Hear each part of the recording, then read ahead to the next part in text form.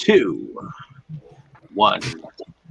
Hello, ladies and gentlemen. Welcome back to Delusions of Grandeur. I am one of your hosts, but today we are continuing our cast introductions, kind of, sort of, where we meet the cast.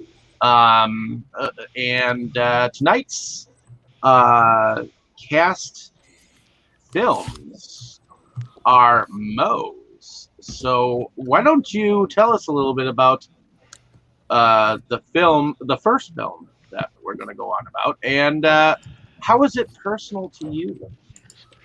Well, tonight's film, or at least our first one here, is The Last Starfighter. This was written by Jonathan R. Bitule. I'm not sure that I said that right, but fuck it. It was directed by Nick Castle. It stars Lance Guest, Don O'Hellery, Robert Preston, Catherine Mary Stewart. It's got music by Craig Safan, cinematography by King Baggett. It's an awesome name. It was produced by Lorimar Productions and distributed by Universal Pictures with the release date of July 13th, 1984. This is just kind of your standard 80s science fiction space opera type stuff. It's, pretty notable for being one of the first movies to utilize like proper computer generated effects, along with Tron, according to Wikipedia. And that sounds right. I'm not going to question that. I love this movie. We'll get into my first impressions after we cover yours, but I guess we'll start with you, Dave, since this show, is this your first time seeing The Last Starfighter, or is it a repeat viewing for you?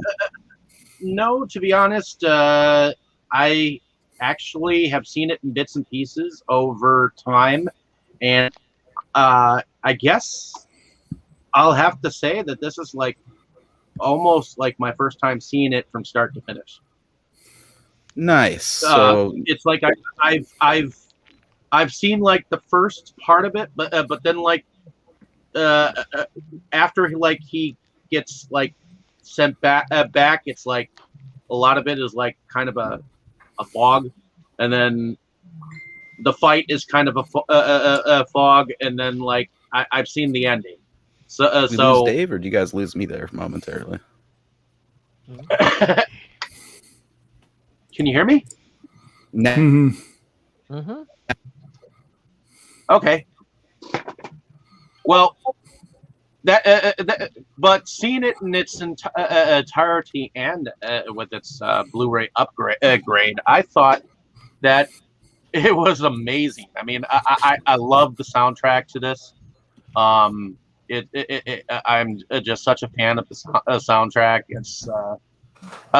It's like the beginning music is it kind of takes me back a little bit, kind of like Flight of the Navigator type, Yes, Explorers, stuff like that. Yeah, and it's kind of a nostalgia feel, and it kind of carries that 80s I would have to say 80s vibe of wonder.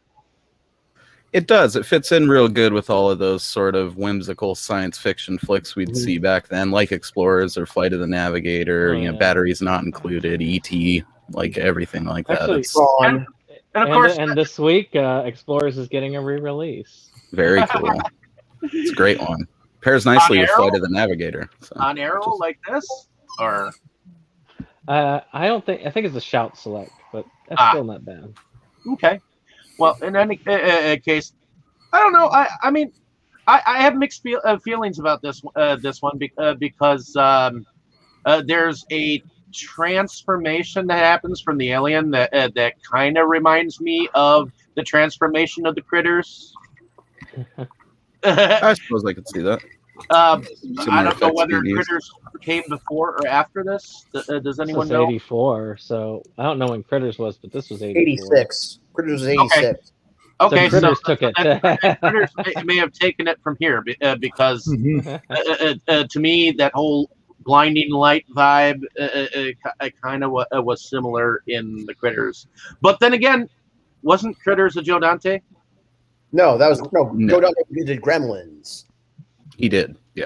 Ah, Even I Heritage. think the blinding light thing might just be taken from supposed alien encounters, because Critters is Yeah. based on a pretty awesome alien incident if you're into that kind of stuff. But Yeah. overall, you enjoyed it though, eh? I mean, it seems like it left a good impression I on you. enjoyed it. I mean, I get a kick out of films that suck you inside their universe verse as far as when it comes to arcade games, because the decade of the arcades was like a bygone era. I mean, It really you don't was, really yeah. see a proper arcade in this day and age, where it's just lined with arcades like slot machines, and the sky is the limit. I mean, I could take you to some dope ones, but they're for like adults. You know what I mean? Like the day of just yeah. kids Okay. passing their time like that, or just I not. was going to say Barcade here in New York. Yeah, we got a couple really good ones in Portland and Seattle that are a blast. But I'm not gonna lie, I like that they kick the fucking kids out at 5:00 and start serving beer. That's pretty good for me. But I think some of them are all ages all the time though. And I remember like drinking a beer and shredding this kid on Tekken Tag tournament at GameWorks in Seattle. He looked like he was pretty bummed. I was having a good time though. I feel like having the Blu-ray upgrade of Arrow the release kind of reminds me of when they upgraded Forbidden Planet with all of the different sharper images. Well, not for nothing, but this movie, I mean, I don't have that Arrow one yet, but it still looks pretty goddamn spectacular just on the regular old like anniversary DVD edition of it. So it was a visual marvel, I think, in a lot of ways. But we'll get into all that. What about you there, Seth of Sin? Is this your first time watching Last Starfighter? Nowhere near. This was one of my favorite go-tos as a child. We've covered a few of those, just films I watched over and over again. And this one, we had like an old VHS tape that we got of it that we had recorded off of one of the movie channels. And I would play it constantly. I've seen it hundreds of times. And this film, there's so much about it that just always stuck with kid me. I love the arcade aspect of it. I really love the whole Death Blossom thing. That stuck with me constantly as a child all the way up to adulthood. And I do think that seeing it on a VHS tape does help make the effects look better than they are some of the computer generated ones. It is still quite fun to see, and I really did. I really did enjoy it overall. It was a great rewatch. Nice. So we got at least one person here who grew up with it. What about you there, Jake? This is your first time seeing it. What kind of first impression it leave you with? Well, I'm not sure. I cannot swear to it that I've ever seen this before. I cannot swear to it that I have not seen this before. The whole thing with the arcade on the porch and him playing the game on the porch, it looks so familiar. Now, you guys can probably know better than I do. I feel like there was a similar sequence in Tron, and maybe that's why I'm confused. I could be wrong. I was drunk last time I watched Tron, so I'm not a good not a good source on that one. It may be that I've seen that part before. It does get sizzle reeled, I was going to say I probably caught bits and pieces over the years, but I could not swear to it. So as far as I know, this was a first time watch. Well, like I said, it's possible that you saw it in sizzle reel shit too, man. Like that scene where he's playing on the porch and they're all crowding around him, and then the scene where they're going up the elevator, and like the one where he blows up the turret and he's like, "Yeah," those get put in sizzle reels or whatever sometimes. Right. Like, continue. Sorry, I just wanted to put that. But overall, it was a fun movie. I enjoyed it. A little on the cheesy end. I could very definitely see how, with the power of nostalgia and a handful of brews, this would probably be a classic. But definitely, even as a first time watch, it's a fun movie. I definitely enjoyed. Well, as you can probably guess from my avatar, I thought Greg was pretty hilarious, Yeah, and he has good stuff. Centauri as well, and there was some good stuff. I like to always in my mind imagine that he's the same species as the alien from Enemy Mine, which also had friggin' Dennis Quaid. So there we go, a little 6 degrees of Kevin Bacon with aliens or something. I was thinking, Hmm. you know, we're on the subject of video game movies. I was thinking maybe he's like a distant relative of the Goombas from the Super Mario Brothers movie. Yeah, we can do that's that, too. probably what I was thinking of. So you enjoyed it though, so that's awesome, man. I mean, Yep. yeah, there are elements of it that maybe I don't know. I think it's aged splendidly, but yeah, I still think Mac and Me fucking rules. So maybe I'm not an authority on that. What about you, Forrest? This is your first time with The Last Starfighter? No. This is actually my second time watching it. First time I saw it. Okay, so I didn't grow up with this movie as a kid. I didn't see it until the first time I saw it was in college, and I saw it at on the big screen at Bruvy Cinema Pub in Salt Lake City. So I got to see it in theater. So I did get to see it in theaters, albeit I was a little buzzed. Yeah, you got to see it with nostalgia thick in the air and a few brews. So Jake's Well, something I saw with a combination of nostalgia of not quite nostalgia goggles and beer goggles. Well, so not so much the nostalgia goggles, but the beer goggles. But I remember thinking it was a lot of fun. It was not the most original movie. I mean, coming off the heels of Star Wars and Tron at the time, but still, it was a lot of fun. It was they're fun, and like you were saying, it's very whimsical. I like it's how whimsical it was. One thing that surprised me though was that it was directed by Nick Castle, who played Michael Myers in Halloween, and stars Lance Guest, stars Lance Guest and Dan Hurley, who starred in Halloween 2 and 3. And I'm surprised that neither John Carpenter nor Deborah Hill had anything to do with this. He might have kept their ass away from it and in some way prove he could do something on his own. I don't know. Well, actually, I did. Although I did see IMDb trivia. Apparently, when Nick Castle was looking to cast the lead, he saw Halloween 2 and asked John Carpenter to set him up with Lance Guest. Nice. Mm-hmm. But I'm still surprised that they didn't have any hand in like producing it. But yeah, it was overall. It was. I think it's a lot of fun, and while the CGI may seem cheesy now, it was definitely it was considered state of the. The special effects I think were considered state of the art by early '80s standards. Oh shit! Even by like mid '90s, is better than all 5 seasons of Babylon 5. That shit looked like a screensaver. I was still into it, but yeah, it kind of reminds me of like an arcade. It kind of does remind me though of like an arcade game like Galaga or Space Invaders of Life. Yeah, it's got that DNA in there for sure. It's basically that stuff mixed with Star Wars, mixed with like a lot of other stuff from the 80s. Tron heavily for sure. Tron and So oddly enough, I did like the dog fighting in this one better than I did in Star Wars. Believe it or not. Really? There were some elements of it that were cool and a little bit more creative, I think, and especially the way they did the mobile sighting system or whatever. Yeah. Plus, there's that. There's also that aspect of wish fulfillment. Yes. Yeah, exactly. I can picture myself in that cockpit doing that. That was a cool thing. If we were simplifying it, it's just Star Wars meets Tron, but it's we needed that because we were inundated with that shit through the 80s, of these fantastical movies, but a lot of them weren't as relatable, I think, as The Last Starfighter. Yeah, I mean, Alex, you've got Alex who lives in a dead end trailer park and gets his opportunity to do something bigger than himself. Which is a good running theme through the movie for sure, is like to just seize those opportunities for adventure and like to follow your dreams or some shit when you get a chance, and that's pretty cool.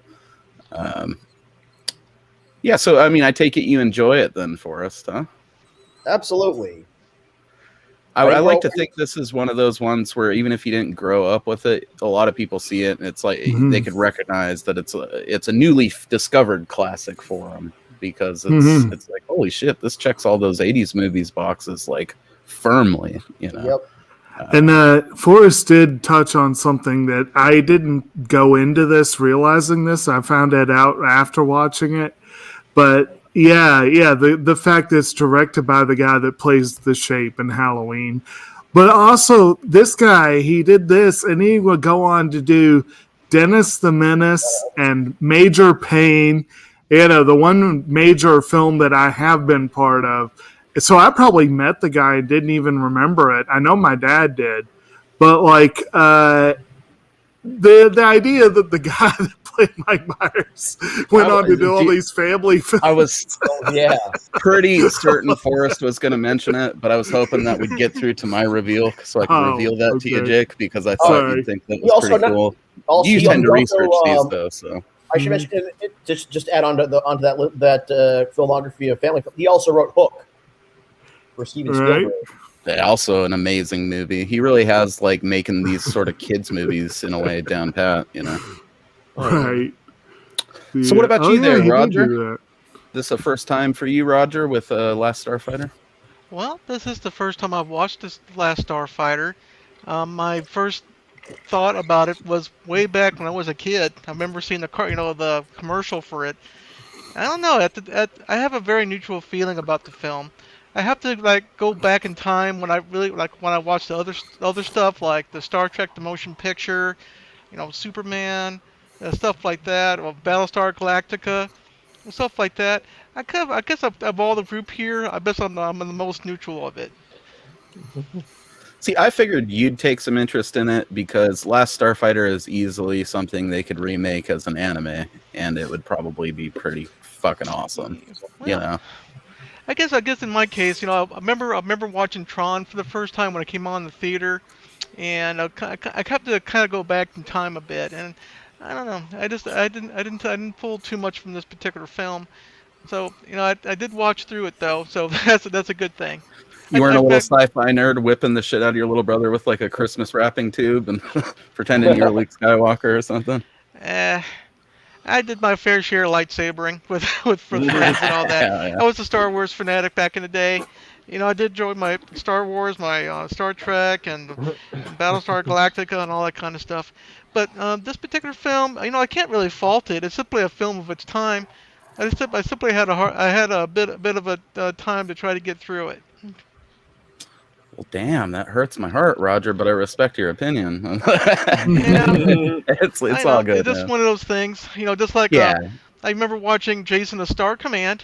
I had a little bit more fun watching that. Of course, that's one was a very young kid, but I don't think it's a bad film. I just think that sometimes films don't communicate with people very well. Right. There's going to be films I like that other people don't. For sure.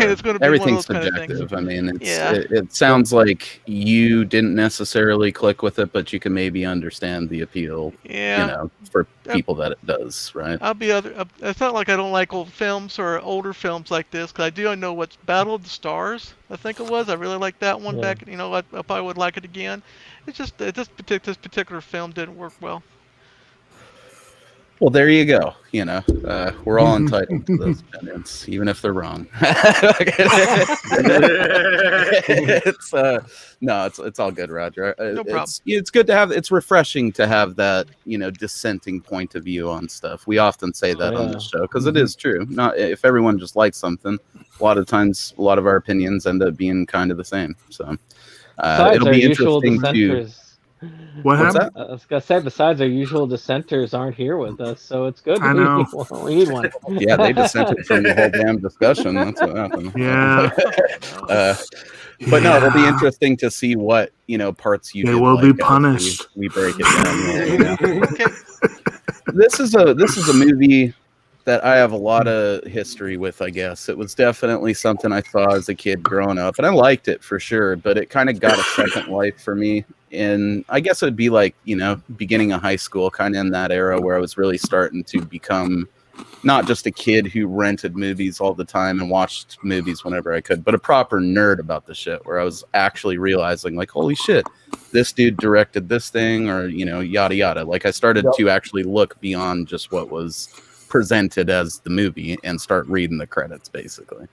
and also becoming like more in depth with my horror fandom. So this and Inner Space, which we'll get to, both sort of took on a second life for me because they were movies done by guys that I associated heavily with horror that were non-horror movies. You could argue that both of them have some elements in there that you could tie to their horror background, some effects and things like that. But they're very much not horror movies. They're both kind of crazy, wacky Family in some sci-fi. sense. Yeah, family sci-fi romps from the 80s that I still think hold up really well as exactly that. This movie on its own, is hugely important to me because that whole idea of it being more relatable. I watched all these movies growing up, these fantastic adventures, and I'm never going to build a fucking Explorers style spaceship in my backyard and take it around. That's not going to happen. You can't build a spaceship out of garbage. It's not real. But something like this, not that this is any more real, but you know what I mean? Something like this, I could buy a little bit more. Like, oh shit, they did the Excalibur thing, and that's something with Last Starfighter I think doesn't get mentioned enough. Excalibur. Well, actually, they do they call it the Excalibur test. Yeah, they mention it in the movie, which is surprising. So this almost is kind of like a modern King Arthur type tale when you think about it, where this kid who's just sort of just an everyday kid working in this trailer park that he lives in with his mom, seemingly stuck in the middle of nowhere, not able to advance his life, ends up taking off on this crazy adventure, not really willingly, and it gets crazy and fun and all types of wondrous, So I've always really enjoyed this movie a ton. It's a repeat viewing for me. I tend to watch it like once every couple of years, usually a couple of times. Today was no exception. I watched it twice before going into this because I just love it, man. I mean, and it only gets better with the nostalgia and the beer goggles cranked up because it's just a lot of fun, man. Well, you'll be happy to know I have a good amount of tequila with me, so it helps. Well, then, you should be sitting pretty with it. It's basically my favorite thing about it, though, is still the reaction that I get when I show it to younger relatives because it translates still. If you saw this as a kid and then you see other kids see it and get that same feeling from it, that's a pretty special. Oh, yeah. It goes well to children. It's a good one that applies to them.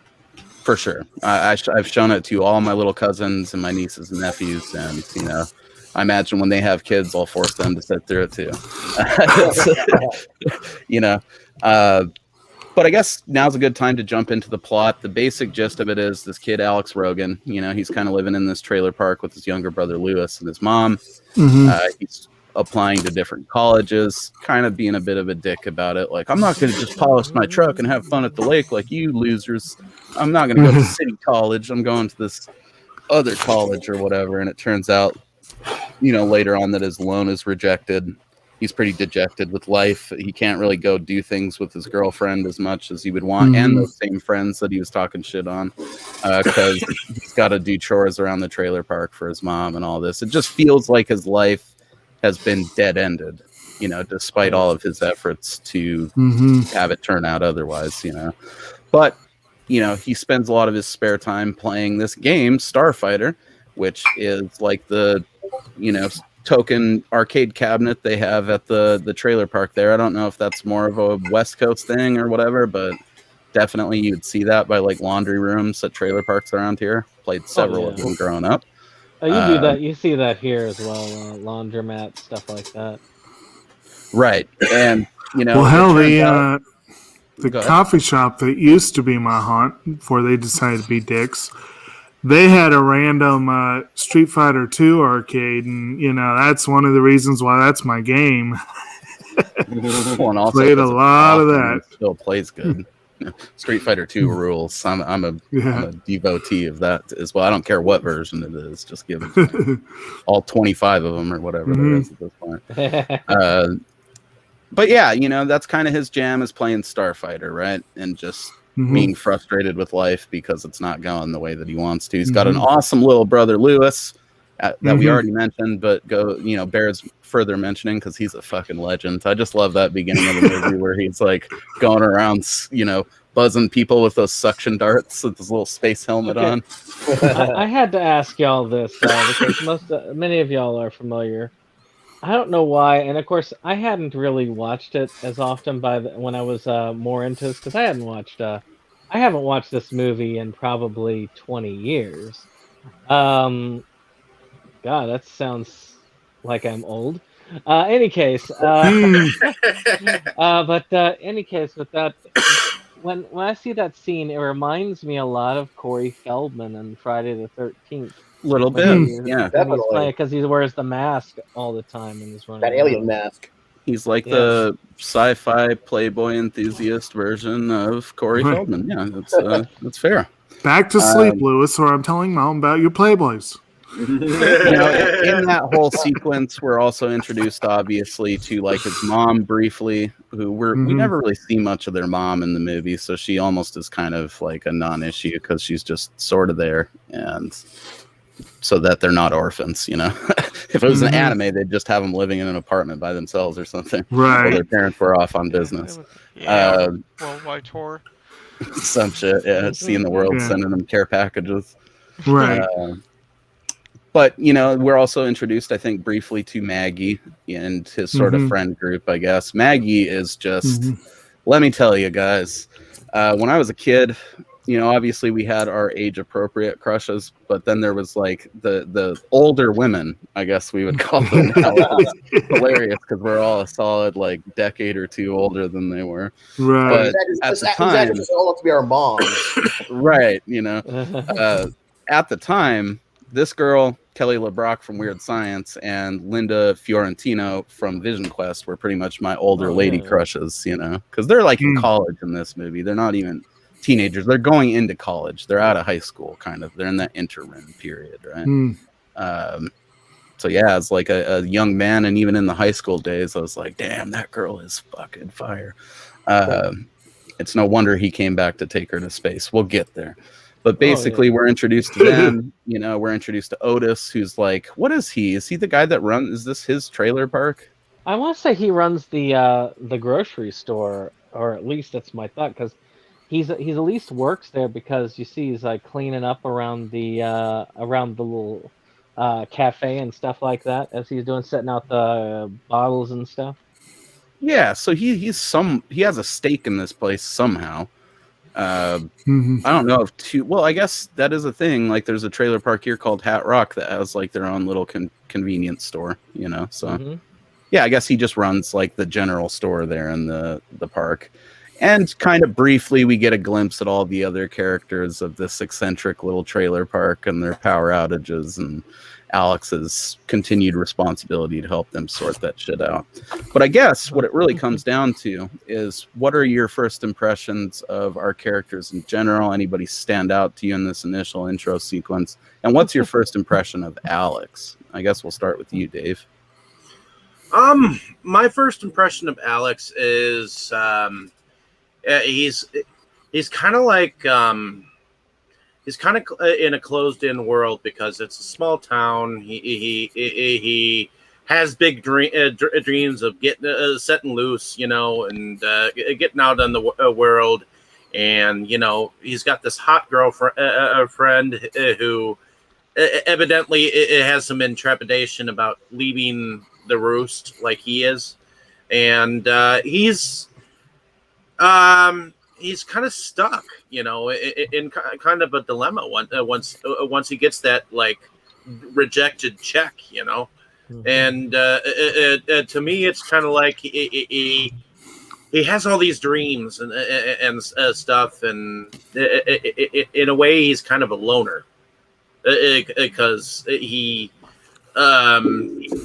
Even though he gets along with his friends, he's kind of sarcastic to them. He's a bit of a dick. He's got yeah. a bit of that, like, you know, I'm better than this attitude, and I'm not going to do this shit you guys are content to do. Even though he secretly does want to go to the lake and like actually do normal kid stuff too. And Okay, he's who?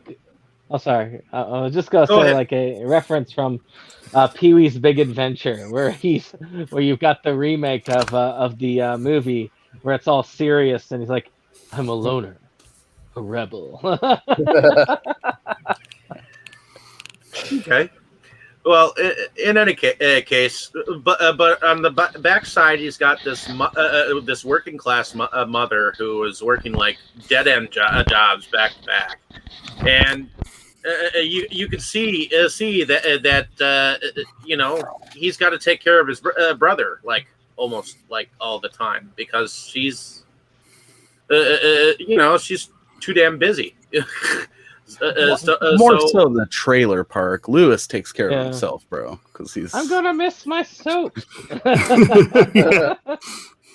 Yeah, but he's still young enough that he needs adult supervision around, and his mother expects him to take up the slack, and you get the sense that if he doesn't get out now, he's probably going to be stuck in that town forever, doing the same damn thing, working the same boring job, and never find placing his roots elsewhere, and then ultimately ending up being a sad picture of a man later on in his life.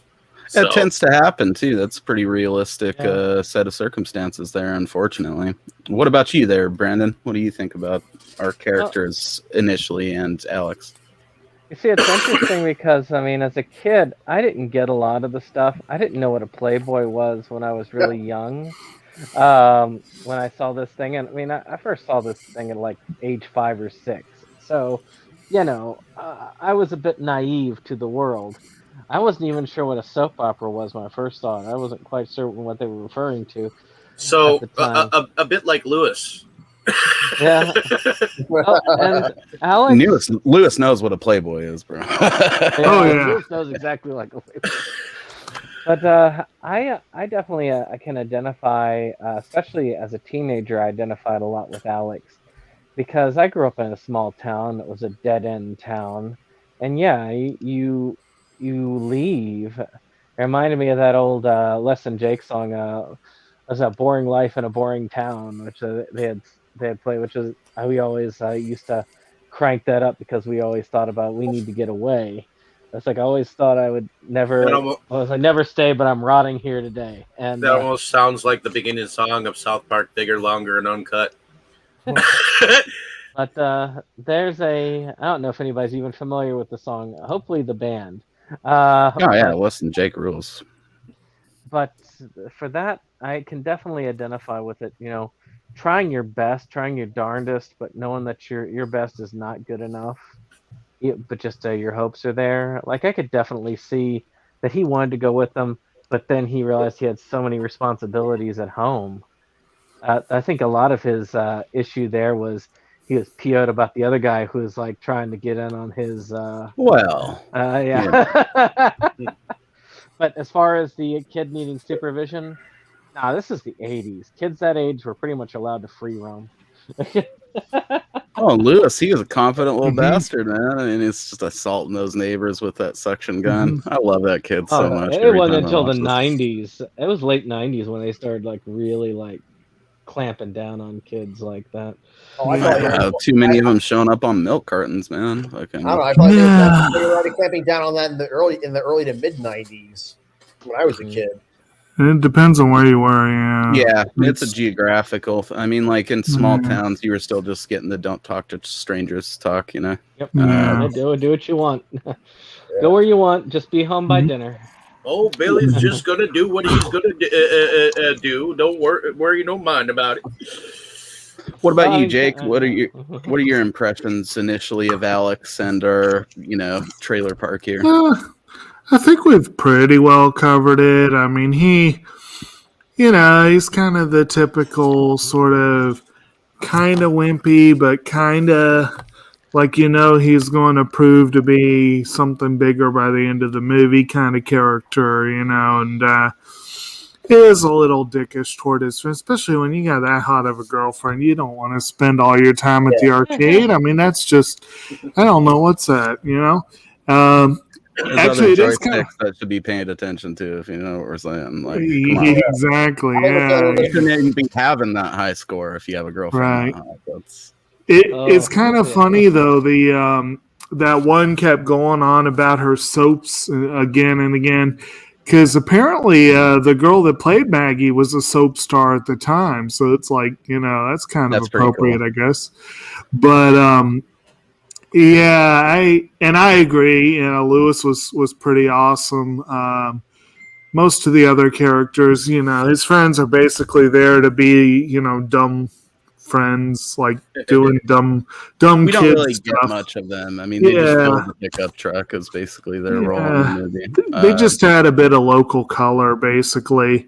Mhm. One other little vibe I got a little bit, and I wonder if the movie actually drew from this one at all. But like with the really out in the middle of nowhere sort of podunk vibe, I kind of had a little bit of a Tremors vibe too. So it's like I wonder if they borrowed from this at all. It could be. Yeah, that little So- self-contained community of Right. people out in some dead end place. Right. What about you, Forrest? hmm Got any impressions on our initial character introduction? Because after this, we get real breakneck with this thing. Same thing. Right. Yeah. Interface. I mean, I guess I kind of feel, I feel more, I feel more for Alex than I did for Luke, than I did for Luke Skywalker. I mean, Those power Oh, converters, right. though, man. Luke I mean, Skywalker was a whiny little dick in the I- first movie. because, I never liked him. I mean, it's like, but I was hoping to get some power converters. It's like, boo, boo. Whereas, Alex has real, relatable problems. Right. Stuck in this trailer park, and with no way, Then again, Luke was out there literally farming moisture. I don't think it gets much more boring than that. Luke, on a desert planet. Luke's ideal was to basically become a freaking stormtrooper. I mean, he was planning to go to the academy after that. Yeah, he was planning on like going in and being like he would have been like one of the stormtroopers that they'd be mowing down later on in the movie. Yeah, and this one Right. got that Kelsey Grammer haircut, started playing for the other side or whatever.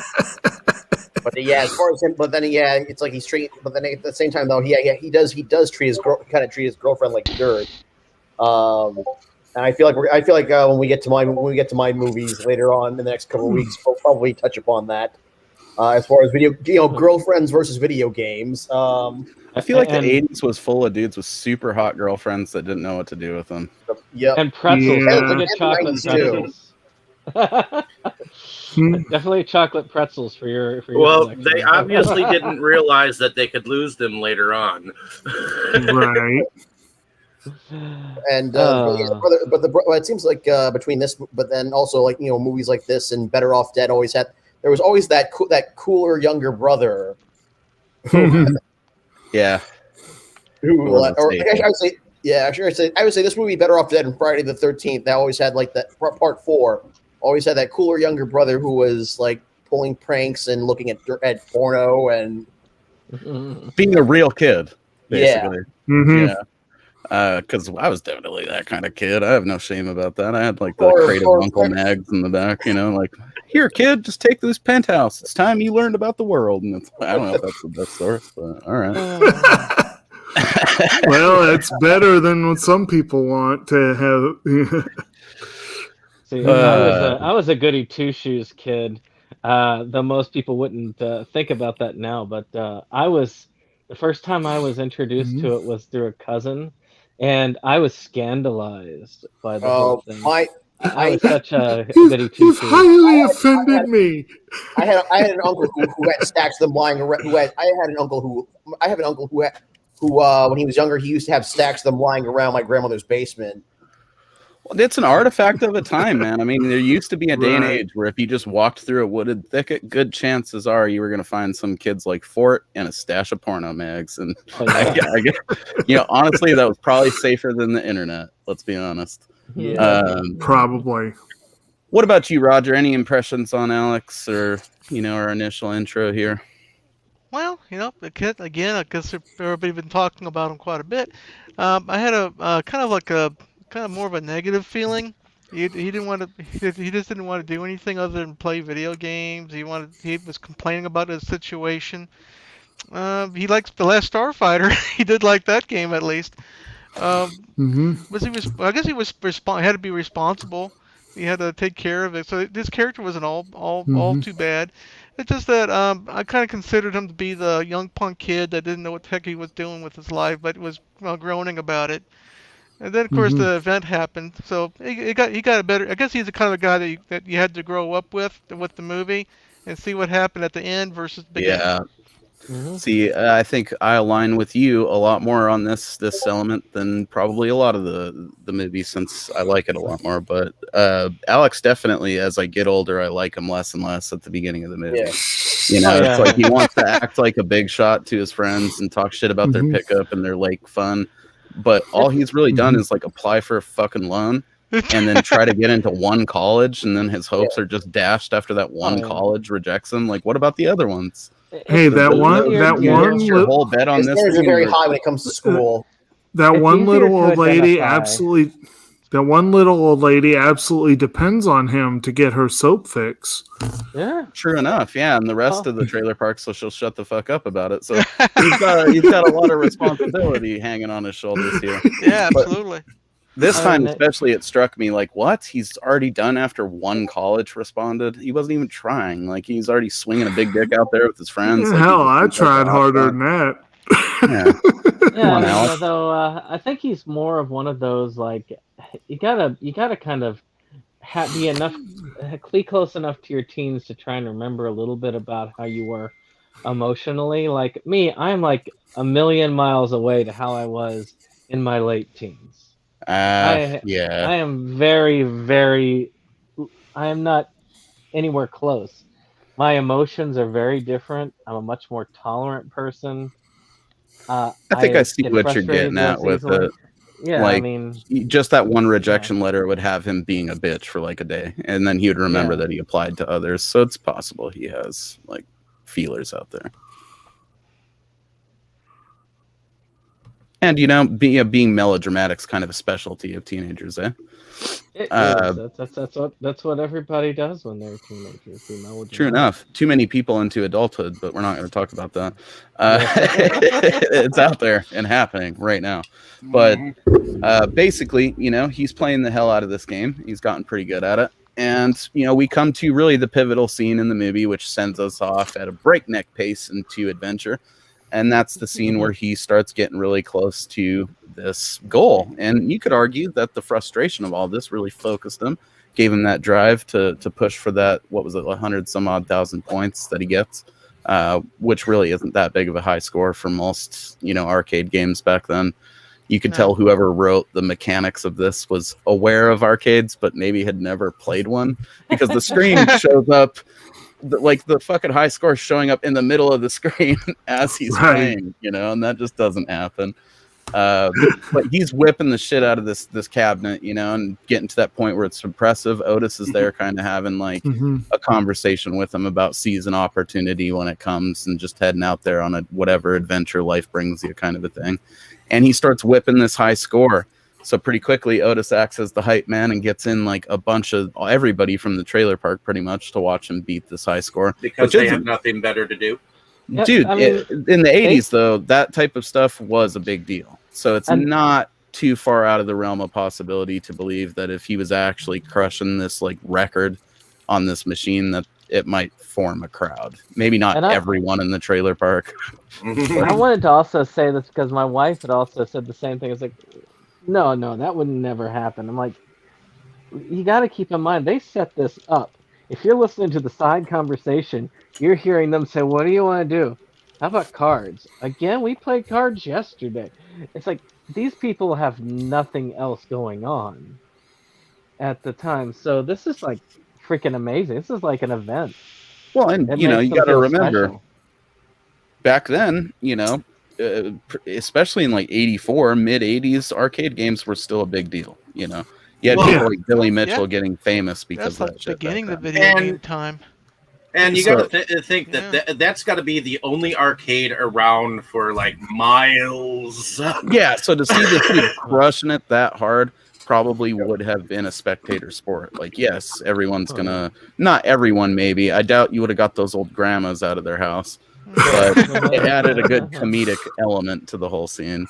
But you Maybe know, the yeah, soap it was probably up. would have formed a crowd. Hey, You know, I if can the even remember that in cutscene- like the 90s. You know, if the cutscenes had dramatic overacting and really, really, really intense staring, then that soap fan would be there. Well, it's just like, I mean, like I said, I even have memories of similar sort of things in the 90s of like being at like a Walmart or whatever. Right.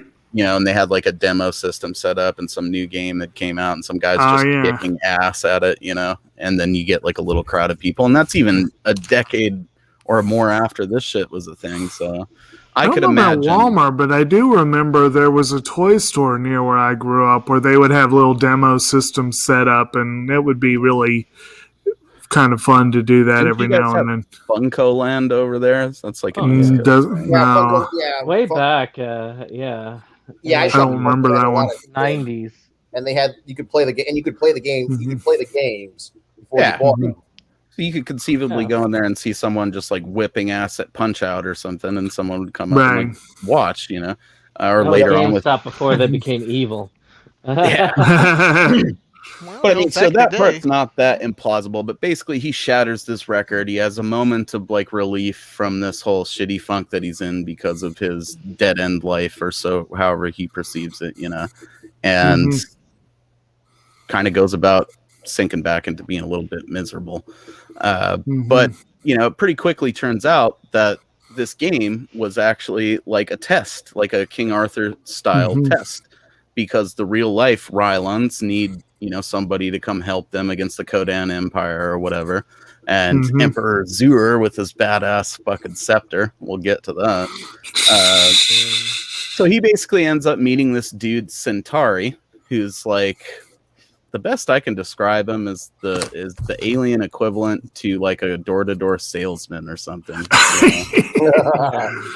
Yeah, a traveling huckster that goes around just making coin and interacting with all types of interesting people. And this is his whole scheme, is to put this test. He kind of reminded me of if Bryan Cranston and Columbo had a love child. It would have been kind of like, but like you said, a huckster sort of character. Dude, yeah, Bryan Cranston wouldn't be a bad choice to play him if they were to remake this. Right. But in a sense, he's kind of like a Buck Rogers kind of a character, in a sense. I like the fact that it's Professor Harold Hill from the original Music Man. Centauri was my favorite character in that entire movie. I don't know. He's awesome, dude, and one of the most emotional scenes in the movie spurs from him. But what were you going to say, Jake? Well, I was going to say, and this is Robert Preston, of course. This is one of his very last roles. He died not long after this, couple of years, I think. So, which is super unfortunate. Great, but it's kind of a nice way to go out. Like if you got that near the end, it's better than well remembered by a whole new generation of people, right. So basically Centauri shows up and explains the whole gig to him, like, this shit is real, we need starfighters, you're gonna go ahead and come with me in my car that's like not at all similar to the DeLorean, and we're gonna go into space. So I don't know. I think everybody. We'll circle back around to characters a little bit later, but Centauri is somebody definitely bears talking about immediately. What are your guys' thoughts on this whole revelation that it's real and Centauri coming in there? I wanted to do a quick question about this to all the rest of y'all. I don't care if it is the 80s. Who is getting inside some creepy dude's car as he pulls up? And he does not do a good job of explaining what's going on. That's what's the problem. Literally says that. He literally says, "Come on in. Come in the cool car." Yeah, okay, let's go inside the strange car. You look trustworthy. You can trust me. Come on in. I mean, he's got this nice DeLorean-esque vehicle that nobody else around in the parks has on them. So, and it glows in the dark too. And of course, this came out before Back to the Future, so we hadn't all learned to love DeLoreans at this point. Right. And somebody probably owes these dudes a little bit of gratitude for some design choices.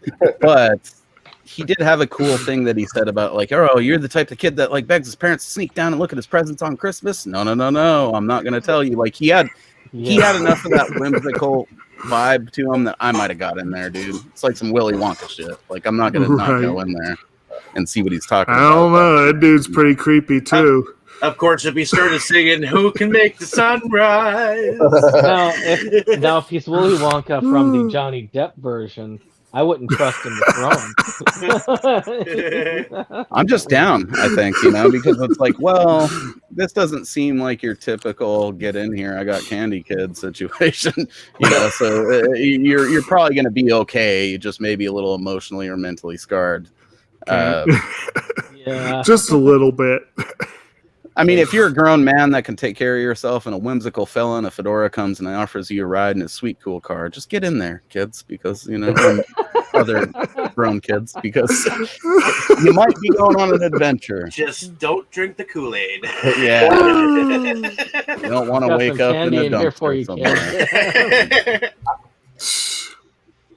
I don't know. Anyone else got any thoughts on Centauri, though, as just a character initially meeting him, other than that we probably wouldn't get in his car? What do you think of that sweet style he's rocking there? Oh, yeah.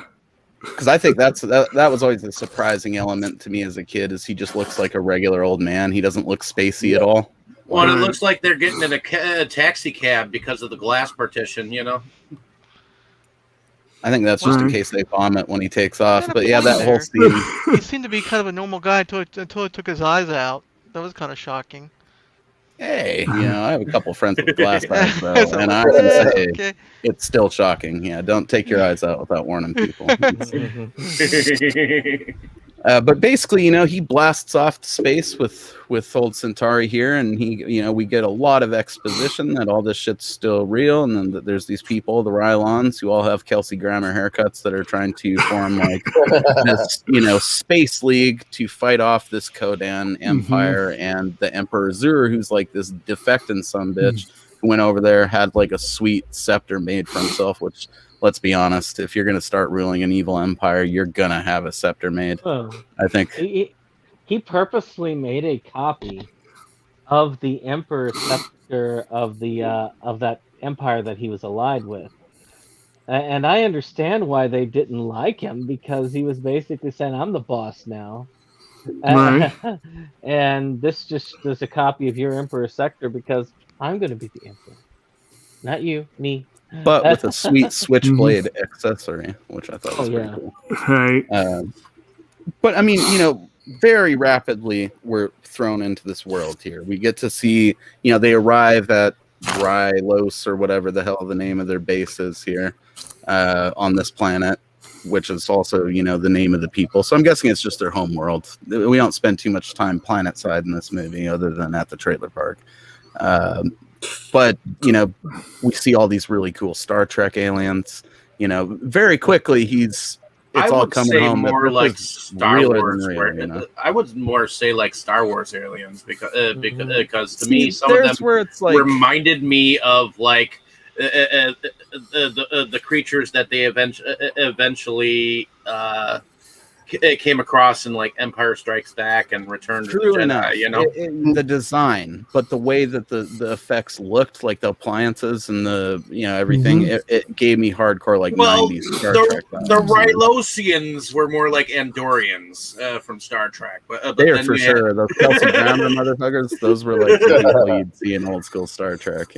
Like I just have Frasier hair, and I'm for some reason wearing silver, and that's how they. I tell you though, they've got a golden opportunity if they ever do get around to doing the remake, reboot, whatever. If they bring in Kelsey Grammer to somehow he's not in it, I'm out. Well, they could be similar to like the computer androids in the Matrix, and they all look like Kelsey Grammer. That's horrifying, dude. That is horrifying. But I don't know. What do you guys think of this whole scene? I guess we've covered a lot of it, and that's got the hardcore like Star Wars, Star Trek vibes with the variety of aliens and everything. But I personally, there's a lot of comedic elements of it that I'm sure you guys picked up on. So I'd be curious to hear your thoughts on this, because it's one thing to be told this shit, but then within minutes they arrive at this crazy space station. He's given all of his gear and his introductory pamphlets and shit. And Centauri's over there making sure he's got paid for all of this. Right. What are your thoughts? I guess we'll start with. Go ahead, Jake. Well, I was just going to say, of course, this is where you meet Greg, I believe, who's kind of a smart ass, but a well-meaning one. And he's easily one of the more entertaining ones. But yeah, that whole thing where Centauri's basically bartering for the best possible price was kind of fun too.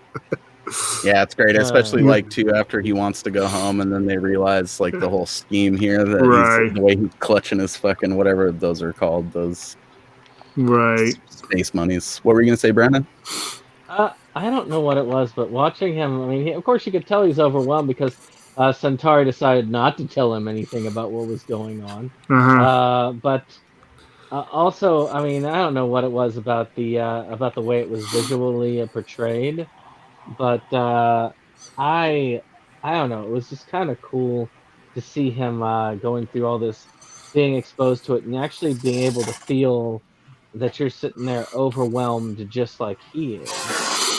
Right. I mean, there's even. Go ahead. I mean, just like, what the heck's going on, dude? Over here, he's just got this stuff. They throw him in a conveyor belt room, shut the door behind him, and he just being forwarded down the line there with the with this plaid shirt being bigger and bigger into the camera.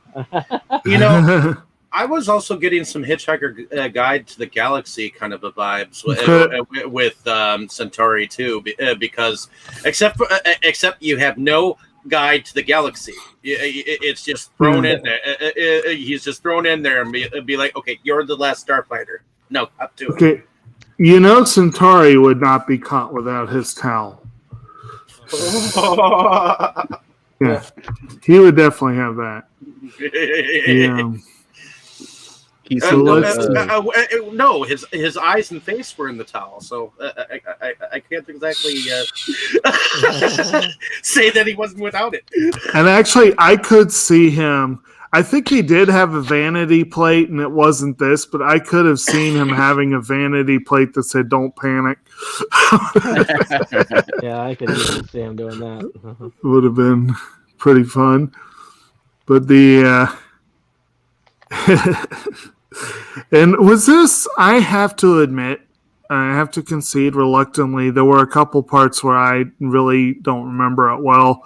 Was this where we were introduced to Beta Alex, or was this yeah, he's it kind of happens when Centauri picks him up, but then we get more of it after.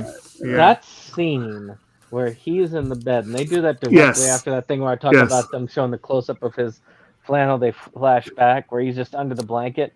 When they revealed that, when I was a child, that it's freaky, dude. Out. All bubbly and shit. Yeah, that's what I mean. It's got some of those effects that we would associate more with horror movies in it. Oh, he's still forming.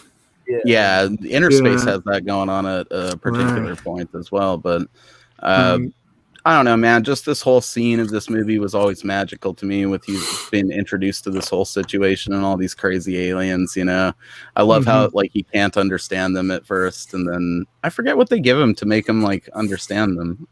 They put a chip on his little his lapel or something.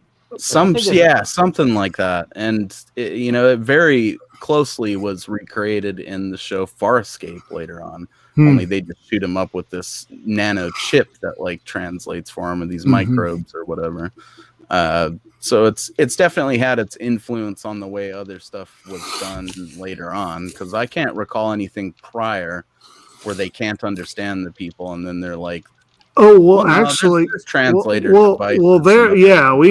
already mentioned the Hitchhiker's Guide. They had something that was like an insect, a parasite, that they stuck it in their ear, and then they could understand all the languages. still always a cool device when used in science fiction. What do they call it? Was it a babel fish? I think. Yeah, it was a babel fish. Yeah, actually, that totally fucking rings a bell now that you say it. But it's it's definitely cool because if we were to go out in space, we would need something like that if we were interacting with all these species. No one's that bilingual or whatever. I wouldn't particularly want to put a parasite down my ear canal. That's kind of freaky, but you know. I thought it was weird that What's that? What? Put it on his old. Yeah. That doesn't make much sense. You're right. Oh, well, anyway, he's pretty much, ushered into this situation, and it turns out that this is very real. Not only does he get the briefing and all this crazy hype from the crowd of how I guess indoctrinated into this fight they are, and he's like, whoa, this is super overwhelming, and I stepped on a dude's weird tentacle, so that's pretty uncomfortable.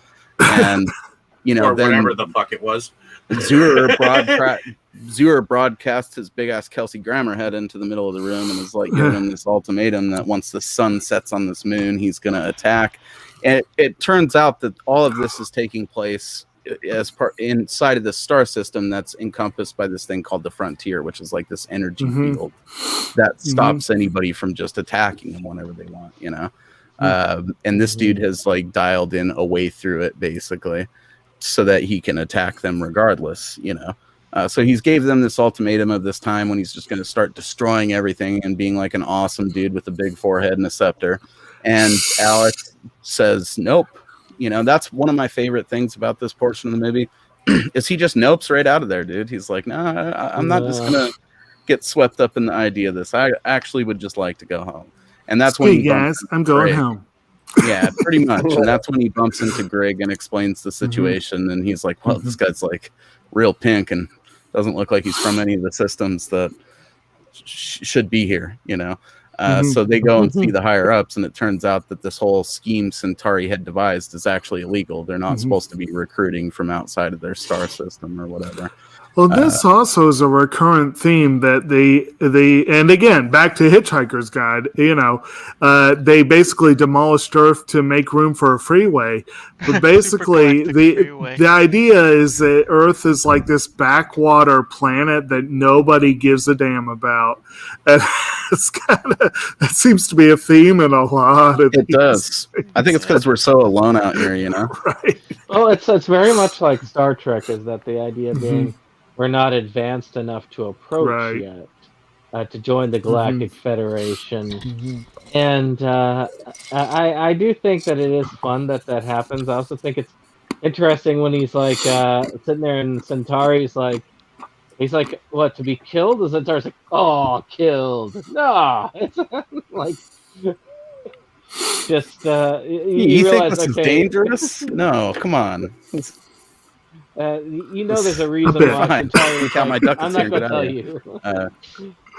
I'm not going to tell you until you get it out because I like that they bring up the King Arthur thing. Yeah, that's my favorite part of it, man. Is the King Arthur element, because it implies that he's done this before during maybe previous wars, and that it might be tied into. Well, it is tied into King Arthur, which I think is pretty rad. I don't know. How did you guys take that? I mean.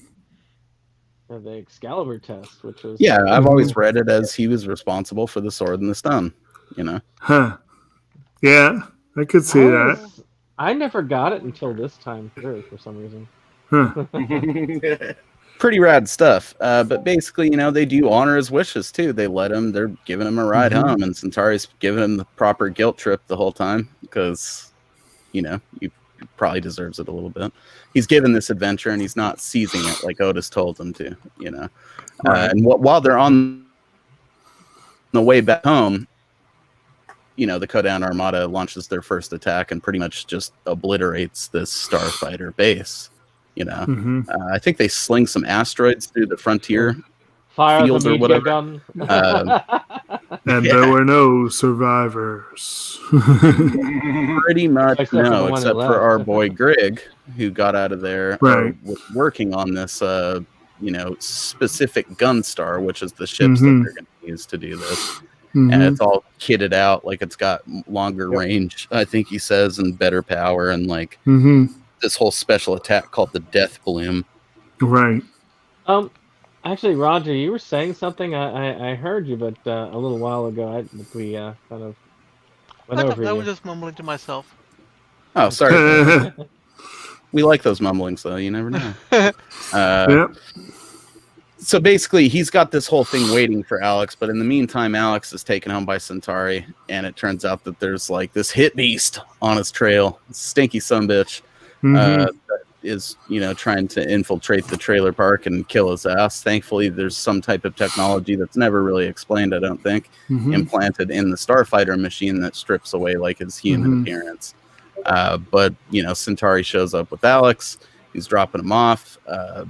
There's that good moment they have where they're on their way back, and like I think the cars broke down, and he gives them that transmitter thing, and he's like, in case you change your mind, And Alex is basically saying, I'm nobody. I'm just this kid from this trailer park. And he's like, if that's the way you think, that's all you'll ever be, And I absolutely love that part of the movie. Cheesy as it is, it is like just that fun, pure 80s inspirational shit right there that you need at that moment in the movie. So you can get fired up with this kid on like actually helping him out. Still doesn't work. They have to go home and see like a murderous mutant that's attacking the trailer park before Alex is like, I should probably do this. And that's where you get another wonderful, heartwarming scene, and that's the one where he's back in his trailer and he's talking with. It's gonna usher us into. This is where we really get introduced to the beta unit stuff because Alex comes home to the trailer park. Maggie's pissed at him, gives him one right across the kisser. And we're introduced to the beta unit, which is the dude who shook his hand. What was the line she used? Like he apparently made your primitive sexual urges. Yeah, something like that. Yeah, the beta unit said something about that pissed her off. That was great. Well, the beta unit. Go ahead. The beta unit hadn't really been introduced to like anything like emotions yet. Kind of similar to like Data from Star Trek Next Generation. So a little bit, yeah. Yeah, or at least it's not as much the emotions as the customs, because he definitely had emotions. You could tell that by how he's got emotion and personality down. Like it's when he found out he wasn't quite happy with being a target.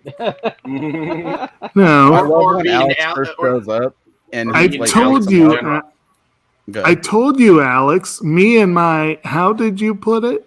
Strange sexual urges aren't talking to you anymore. Yeah. There it is. Yeah, it's so classic. And then he shows up, and I love how the beta unit is like annoyed that he's waking him up. Yeah. So not the way. And then that was the whole thing with Lewis, that whole wonderful dialogue back to sleep, God. Lewis. Or I'm telling Mom about your Playboys, and then later when he kind of he hangs down below the bed. What the? He's a foul-mouthed little kid. Lewis, you're having a nightmare. Go to bed, or that's another tell your mom about Playboys. In terms of the comedic moments in the films, that was during the head episode. But they have this whole conversation about Alex basically being needed up there, and he finds out this beta unit's living his life and pissing off his girlfriend and all this stuff. And he's still really not like fired up on it. He's pretty much wanting this dude to go home so he can get back to his life. And that's when this mutant attacks, Thankfully, he had hit like the little transceiver thing. So Centauri shows back up. We get a nice little gunfight going on. Some, I guess kind of like I could see how that could freak some kids out being young too. You've been attacked by a monster out there. And I mean, think about it. Any of y'all look at that and see like almost a horror movie vibe from that. Especially the monster thing. The hit beast itself was creepy as hell. Yeah, it's got those low set eyes, so it's like almost like a hammerhead shark or something. Before you even knew he was around, apparently there was some type of either liquid or was it crumblings that fell on his shoulder, so he knew he was there? That seems to happen. I think that was just to make it easier, I guess, for a younger audience. I don't know why they did that both those times. That was strange. What do they just have white rocks that fall on everything in this? It just didn't make any sense. But yeah, pretty much, Centauri ends up taking a stray bullet or laser blast during this whole affair. He shows up. I love especially how he just casually pulls that gun out of his pocket, because even though he seems like a traveling grifter, he's just packing heat. I don't know why I liked the idea of that. But he just blasts this creature, and they think it's down for the count. And he's basically explaining to Alex that eventually they're going to find their way here, and they already know you're here, so you might as well come back anyways. And that's when the thing, badassly commands like its severed arm to shoot at them, and Centauri takes the bullet for Alex and plays it off like it's no big deal, but it's clearly pretty serious right from the get-go. What were you gonna say, Dave? I was gonna say, it's just a scratch. Yes. Oh, yeah, that's pretty much how he's acting about it. But he manages to get Alex back to the remnants of, the Rylon base, and it turns this where we learn Greg has been souping out this gunship the whole time. Sadly, Centauri passes away. It's a little bit more serious of a wound than we thought it was.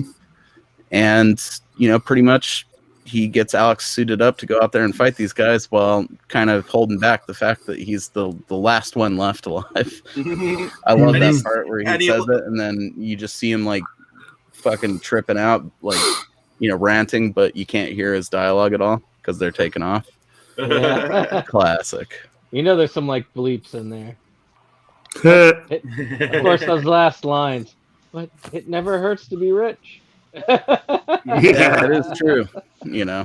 That scene always gets me, man, even though I've seen the movie a bunch of times when Centauri dies, because he does kind of die, even though he Doctor Who's himself back to life later. Right. He got better. Oh, yeah, spoilers. Yeah, spoilers, people. Yeah, I mean, it's, I apologize if you didn't take some of your time between now and 1984 to check this out, but apparently there are a number of people who did not in this group. And then, of course, this is where Alex gets sort of a crash course in how to drive the ship, how to use it, and all the... I guess I'm understanding he's the gunner and Greg is the navigator, basically. Pretty much. Yeah. Pilot, basically. Well, and he basically figures out that it's basically exactly like the game controls. That's the idea. Yeah, there's some nuance to how you have to use it in terms of staring straight forward, which makes sense with the arcade cabinet, and you can't fight the chair kind of. He has to learn, and he's freaking out because he's actually got to do this for real. Right. But he takes to it pretty quick, That's why they had those. They had the practice shots, which is also very similar to how they did it in the arcade game, which was and clearly ripped from Star Wars, because the little drone thing that he's practicing with, or those little triangles, they were very reminiscent of just that little module thing that Luke is practicing with on the Falcon. But basically, he's kind of washing out at it at first, I think, because his nerves are getting to him. And I guess Greg gives him that little boost that he needs by sort of playing into it, maybe there's not a great starfighter in you. I thought if I put you in battle, we'd figure it out, Right. And it's at this point they start showing each other pictures of their family and stuff. Yeah. And that's what sort of bonding and war. Yeah, for sure. Yeah, and you get a nice picture of Greg's wife that looks just like Greg but with a wig, and it's appropriate because it's apparently the same actor. That's pretty great. So, go ahead. I didn't get this, and again, I was going to ask the rest of y'all. When I was a child, now I got it now. Again, maybe it's because I haven't watched it in 20 years. Maybe that's the issue. But when he was all right, I'm just going to take you on home, I was thinking that he was just saying that, but he was seriously planning on just, okay, we're just going to turn around and go home. I did not realize that until later on, but I did not realize that was what he had meant. or that he was serious about that until this time around. Well, that's why I pointed it out. Like, I find that refreshing because most of the time in these stories, the character just goes along with this wild fantasy quest. They just get swept right up into it. I like the fact that Alex is like, nope, this just looks insane. So go ahead and drop me back off at home. And then it actually happens, you know? I mean, and it is a war thing because, I mean, it's not easy for somebody to take a life. You know, regardless. And that was one of the things that he was struggling with was the fact that he's killing a live target. That he is, you know, that he's actually. I mean, he's not. I mean, you didn't see the scene at the beginning. They must have cut where he killed a bunch of people, you know, Zatoichi style at the beginning. You know. Well, and it drives it home with like that family scene because they're showing what's at stake, and then after that is kind of when it all starts coming, you know, together. Like I think after that, or maybe right before it, either way, right around there is when he has to kill that ship that's like trying to get away through the caves and all that. And I think it is right before, and then they have all that whole thing, so it like cements what's at stake if these guys are allowed to just keep ravaging the universe or whatever. And that's when it dawns on him, thinking about the family members and playing hide and seek in the caves, which I really love that part where he's talking with Greg about the caves, and he describes like homes as above ground caves or mobile homes as like caves that move. But it brings him to the yeah, true enough. It brings them to the realization of the whole hide and seek thing, you know, where they can use this to potentially ambush this armada and take out their main defenses or whatever, effectively disabling them and winning this whole thing with just their one ship. And that's pretty much what they set about doing. And I think as all this stuff's taken on, we get those amazing scenes with the beta unit, like going to the lake with, you know, the group of friends and Maggie, and pretty much trying to not piss off Alex's girlfriend anymore, even though that drastically backfires. What do you guys think of that whole scene where he's listening in to the other dude and like trying to talk to Maggie and stuff? Those other girls didn't mean anything. Yeah. Well, he was doing good up until that point. Yeah, it was working at first, but then it took a turn. Yep. Other girls. Well, he incidentally got his comeuppance on that guy though by trashing his truck. Sure enough, dude. And that whole sequence where he does the laughing, you know, where he's sitting back there looking weird as fuck. And you can tell they like put a wig on him, I think, for the scenes that he shot as the beta unit, just so he would look faker. You know? Well, I read that they added more of those scenes after the fact, and he had to wear a wig because his hair just didn't look right. Either way, it works so well. It's supposed to be like the fake him, so the hair just looks like a doll that someone pulled out from under the couch after a long time or something. Nice. And that part where he laughs, like me and my buddy Keegan used to do that to people sometimes just for fun because he thought that part was hysterical. So if you ever get the chance, just bust out that, you know, fake Alex Rogan laugh in the middle of a group of friends with no explanation. He looks like a fucking serial killer when he does it. Yeah. It's terrible, but it's amazing. And he has to take out the T-1000 next too. Right. Also, somewhere in this part, I can't remember where, but I know it was before they confronted the Armada. You do have that wonderful little moment where something is not right on the ship, and Alex is complaining about it. And Grig's like, well, I'll have it all figured out by the time we reach the frontier. Amazing. Arm goes up. What's that? The frontier. Those little moments in this movie like that, or when he first finds out he's the last one and he's like freaking out, but you can't hear it because they're already taken off. I love that shit, dude. Like, I don't know who on the creative team that stuff comes from in this movie, but it's great. I'd imagine it's the same people that were responsible for, you know, I'll tell mom about your Playboys, Lewis, or the head scene, you know, whoever was doing the comedic parts of the writing for this had it spot on, you know. But yeah, man, eventually he kind of fails his whole Mac and the girlfriend scheme there. It was working out all right at first, but then just goes south. And he tells her what's up. Basically, he comes clean to Maggie. Yeah. And I don't think she fully believes him. She just thinks it's some weird Alex thing that's going on, because she's pretty bummed afterwards. I think she's like, she does a good job of portraying being right between believing him and not sure, because she doesn't tell his mom he's dead, potentially. She's about to when everything, gets revealed. Yeah. I was thinking, well, he does reveal like he'd been shot, and he shows all these circuits and stuff. Yeah. That helped her believe. Yeah, to a point at least. She was still hesitant, though, which leads me to believe that part of her thought maybe he was just cracking because he didn't get accepted to college and creating this elaborate thing, and they blew up a guy's truck for no reason. Pretty hilarious, though, they blew up that guy's truck. I have a feeling she didn't think that was for no reason. Well,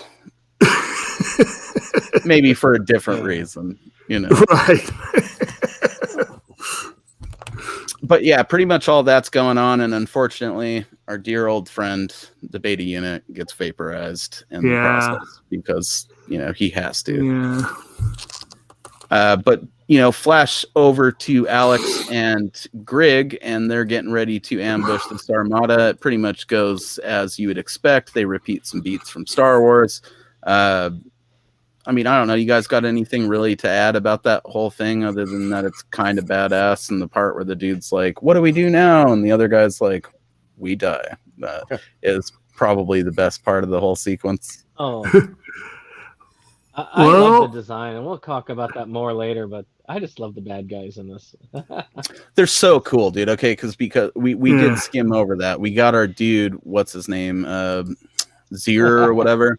That's like a defector from the Rylons, the Kelsey Grammer race. And he's defected over to the Kodan Empire, which are like, what's that? I forget the race in Star Trek that are like the scaly lizard dudes. They're all warlike or whatever. They're like Klingons, but addicted to these crazy drugs. And they look more lizard-like. I think they're in like Deep Space Nine and like Voyager and shit. Are you talking about like the ones that are like merchants and stuff? Oh, the Ferengi.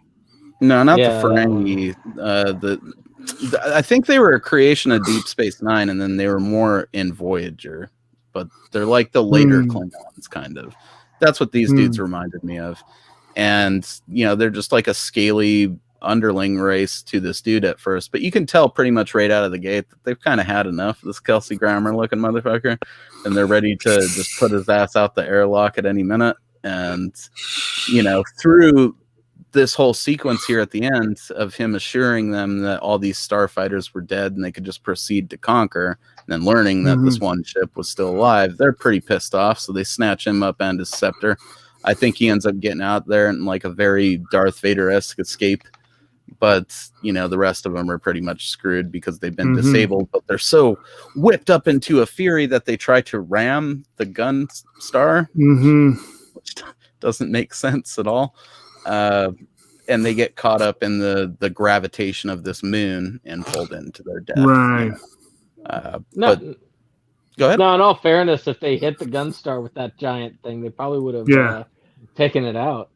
I think there's something to be said, though, about momentum in space and their ability to maneuver around it. Because they didn't know they were without power because of the Death Blossom. Yeah, I was going to say they blew their wad on the Death Blossom, which I could be the only one here, but was anyone else reminded of the Hyuga family art in that attack?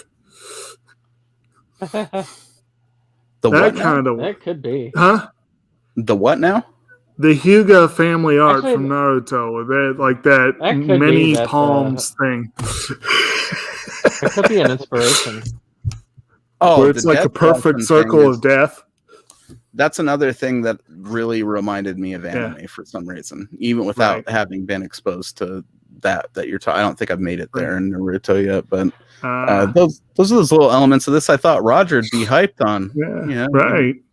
He's just over there all orange. He hasn't said much. You okay, buddy? Right. He might. I don't know. Maybe he wandered off. Apparently, Dave did. We lost him a while ago. Dave's finishing Inner Space. Aha. Okay, I see. All right, there. Peter. Well, basically, they win. Long story short, they win. Right. Meanwhile, back on Earth, Maggie's debating telling Alex's mom that he's fucking dead, maybe, which seems like urgent news. But she was unsure. She was given enough reason to doubt this, which is pretty cool. Right. But she's trying to figure this out, and thankfully, a gigantic spaceship starts landing at the trailer park, which is clearly going to draw a crowd, even if his record run on this video game didn't. Gigantic rocket ship clearly is going to. And luckily, the people toting shotguns don't start firing immediately. Which true enough.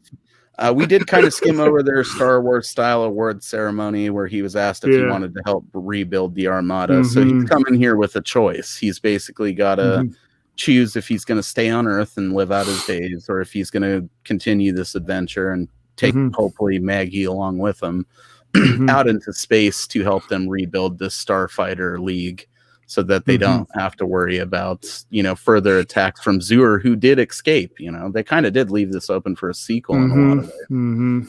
And he pretty much shows up to much fanfare. Everyone's getting to meet Grig, which is one of my favorite parts of the movie. The old lady with the shotgun's pretty high on the list, too. Old Granny.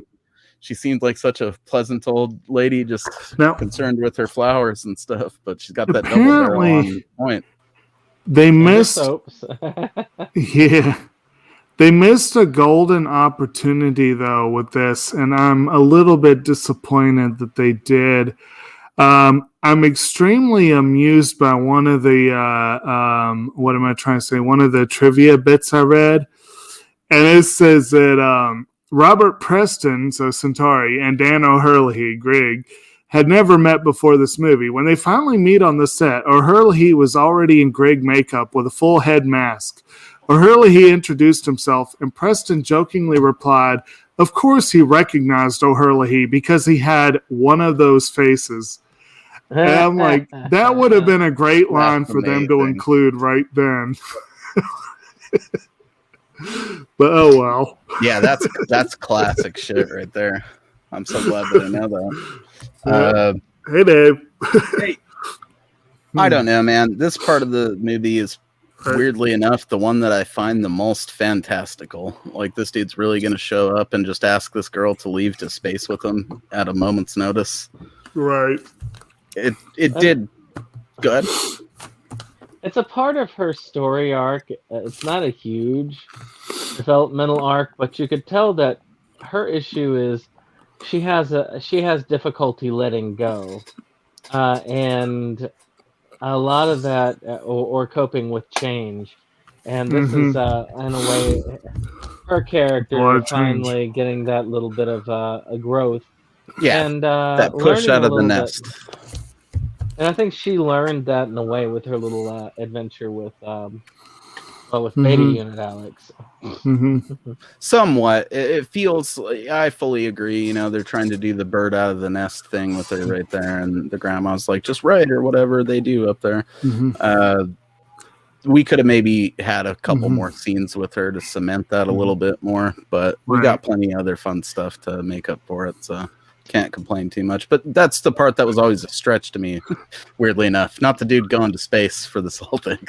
It was like, man, you just gonna come back to ask your girlfriend to leave her grandma, and fucking Grig is rushing him, because for whatever reason they have to leave right now, so she has 90 seconds to make up her mind about it. If it probably helped her make up her mind that if she stayed, she'd probably be on the hook for that truck, or at least a good portion of the cost. That's the real reason. Enough. He's like, okay, I've got this bill, and we're going to separate out. It's probably the more time she had to think about it, the less likely she would have been to actually take the chance. It's not like they're never coming back. It's just they're going to be gone for a while. So I don't know. I guess before we dive into the specifics here to close this out, what do you guys think of the whole sort of conclusion of all this? Because really, once you get into it, it's pretty breakneck along there. You got the beta unit stuff that breaks it up with some comedy in between, but for the most part, it trucks like right along through from him finding out to actually going through with this stuff with Greg, and it works out pretty much how you'd expect. But I think it's a lot of fun along the way, and a lot of cool, just sort of comedy and character stuff and all that. I mean, you guys have anything specifically about this finale sequence that you like, or the final battle that we didn't cover? Honestly, I really thought originally he came back, and because they were because Greg had that whole line of, well, you are the last starfighter or whatnot. I thought maybe he would like actually come back for his friends and bring them back. Or I thought I remembered that, but maybe I was thinking the wrong movie or something like that. But I thought he came back, grabbed his friends, and they kicked some ass in space or some shit like that. That sounds weirdly familiar, though. Like, that probably does happen in some other movie from a similar era. He's planning on making little starfighters to come out. Yeah, a bunch of Griglings up there. Yeah, you know, I don't know, man. I like it. I think it's like, you know, your classic ending to something like this. The adventure continues with someone else that he's like taken along to see the sights. It's not necessarily original, but it's fun. It's a cool cap off to it. Greg meeting all the people in the trailer park is really like the highlight of that scene for me.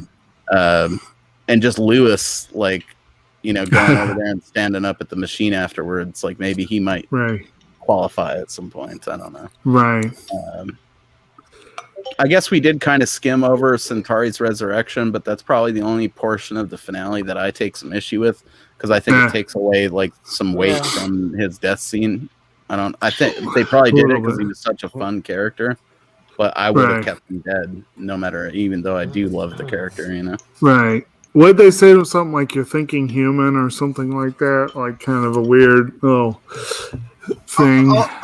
Although I'm kind of fine with the way they brought Centauri back, because then in order to find another starfighter, it continues like the balance, you know, someone to bring in the next person who wins the contest, you know.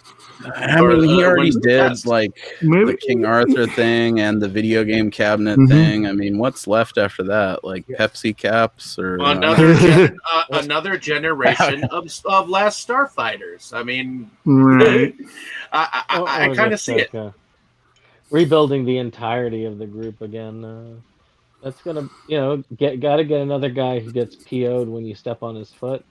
Right. We gotta get at least one more of those guys. Right.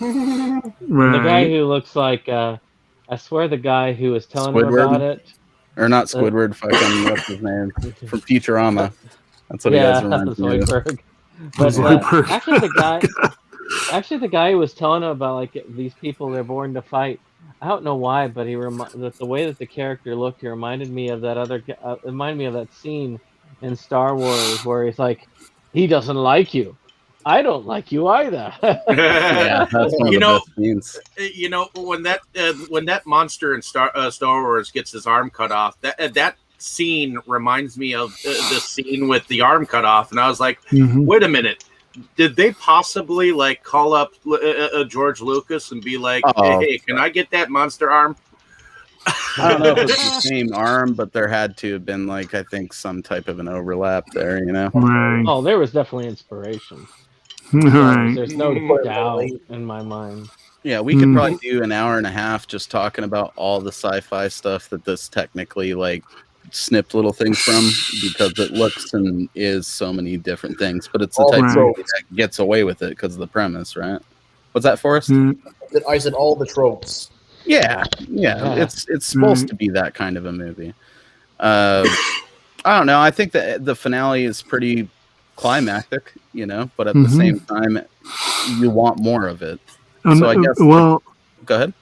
Well, I was going to say one thing on that note is that apparently the finale includes a very young Will Wheaton but he apparently had his lines cut out of the final Crusher. film. Yep. Huh? Oh, Wesley. Uh-huh. But he Seen that guy so many times at comic. I met him a couple of times. He's really it's super. kind of interesting because I read that Nick Cannon didn't know how to cut any scenes from the movie, and that's why it's one of his longer movies. What do you mean But in on the cast? other hand, they cut Nick most Cannon. of Will Wheaton's scenes. So it's like, that's too bad. If only they knew then what they know now. I don't know that Will Wheaton would have made it any much more better than it Probably is. not. He was a kid, but you never know. Yeah, I mean, we were- Lewis was awesome, so you know, and he's supposed We to be already his had bud. We could have used a friend. I'm sure with Lewis involved, there would have been some good moments there. I'd like to see those Indeed. scenes, actually. I don't know, man. And I guess like the question I would pose to you before we, wind through our wrap ups here is sequel, yes or no? Mhm. I could see a sequel. They keep talking about one. I could see a sequel. I mean, it's been What about nearly you, 40 Roger? years. You were, I thought I heard you in the background, Roger. You were saying? I would probably say no. I had my fair share. I think that something would else. be a sequel. It'd probably be a comic book because this one's too long ago. Too long ago. Plus, it's compared to like Star Wars. It's very more of a its fandom is more niche or right. So you see can't it just recast it like you can. I Star could see Wars it as like a thing. Netflix animated series or something. Oh, That's yeah, it. I could Work. see Okay, this as well, one of we those. can go with that. Yeah. a cartoon or a comic book. I don't see a new movie happening unless it's a remake. You mean like they turned Jurassic Park into an animated series on Netflix? They did? Yeah, I just ran across it while I was. They did? Yeah. Why? I must have missed that. I've been saying they need to for years. No. They need to go back and do the No. actual original book as an animated series. I don't know if that's what they did, but No, it's Probably more gonna be more like No, it's more like a Dora. Dora no, Explorer. not that. The book Oh, is yeah, not that's for what I said. kids. No, I'm I was gonna say it'd be more like I'm an saying- animated cartoon from the 80s. Yeah. Since we are doing pretty good on time still, we didn't hear much from you during this, Roger. Do you have any highlights from the movie of scenes that you did particularly enjoy, despite its shortcomings or whatever? I guess I did like the battle scenes. Yeah, you like those pretty good. How'd the comedy hit you? Were the yucks landing? I think it was more campy. Yeah, that's fair enough, but I think that reflects. I mean, like in terms of camp comedy, let's say. Did you find the Lewis and his Playboys or the Severed Head Nightmare enjoyable? Not really, actually. Bummer. But then again, like I said, it was hard for me to get through the film. I think it was very important for me to find, because this was like a movie out of my own kind of environment. I'm used to seeing like I guess serious sci-fi movies, and this was a completely different movie. I looked at it and said, "Whoa, this is different. I'm going to have to watch it and see if there's something about it I would like to have."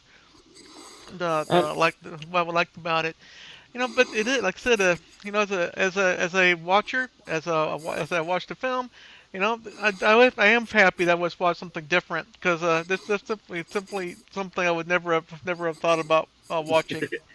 And So yeah, I think that's what I like about us watching these films apart from each other and yet together, because we all get a chance to see films that are like out of our element, Yeah. Oh, for sure, definitely. dude. And let's let it not go without being said that I do thank you for checking it out. The fact that it was hard to get through for you and you made it through and you did the discussion with us is pretty fucking awesome, bro. So thanks. That's nice of you to say.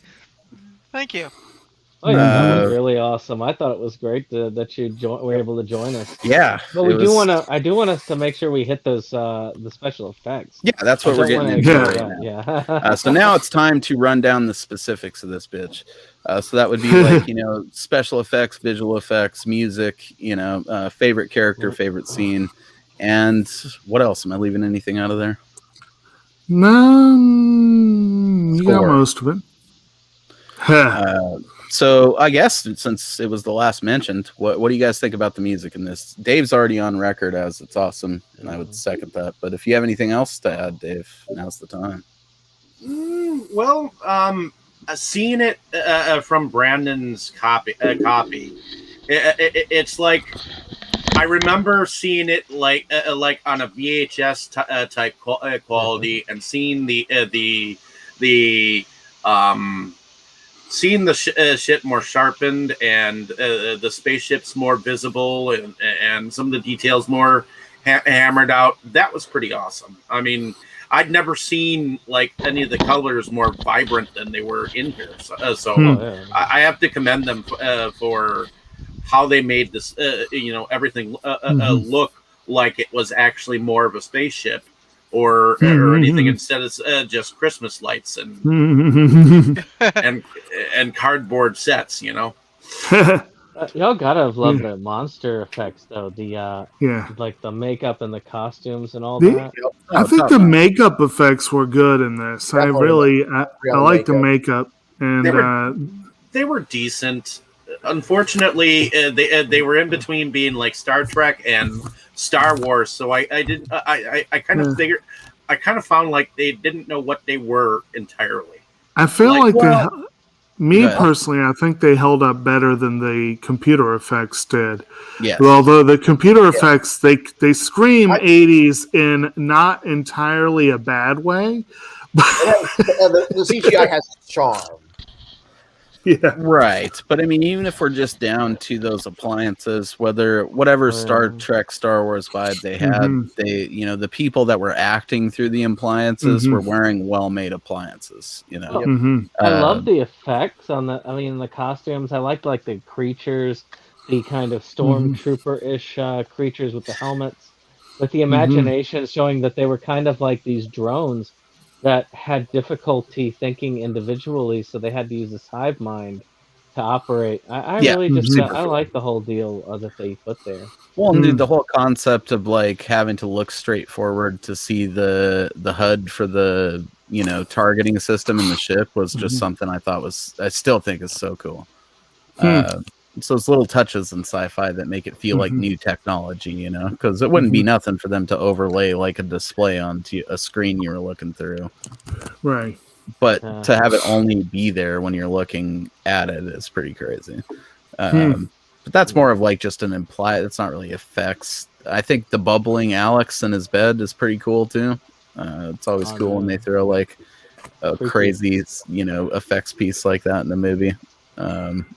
Having that arcade machine go off was an excellent thing. It wasn't a huge effect, but it did its job, because when that thing went off the second time, I don't know about the rest of y'all, but I did feel that was creepy. That did creep me out, especially with the hunter alien getting there and then his disguise kind of being when it sucks it off his face or whatever. That's such a cool scene. I think that'd be like the visual effects category, where it's like not on set. I'm sure he was just writhing around in front of an arcade machine, which is funny to think about. But yeah, man, so cool. And I think we've all touched fairly well on the computer generated effects. Okay, of course, by today's standards, it's not anything. But when you consider that this is like mid 80s, Right. and it didn't advance really much beyond this, because if you remember shows like Babylon 5 or Sequest, shit like that, Oh, hell yeah. they were still using and Captain Power. There you go. Like, all that kind of stuff was still using these kind of effects like 10 years later. So when you take that into account, Last Starfighter is pretty ahead of its time with that. I guess score is a good thing. I mean, again, Dave's on record saying it's pretty rad. I think it is. It captures that sort of Spielbergian vibe, but at the same time, that Star Warsian vibe. So you're just like... Greg Safin. I thought it was... Go ahead. The music. Craig Safin did the score for the film, and I thought he did an awesome job. I thought it was borderline derivative of Star Wars, but it was very entertaining, and it was certainly fit. Like it fit what we were watching. Right. And even it being, Yeah. I wouldn't even say border. It's fucking derivative of Star Wars. And it is worth noting you keep coming back again and again to Kelsey Grammer.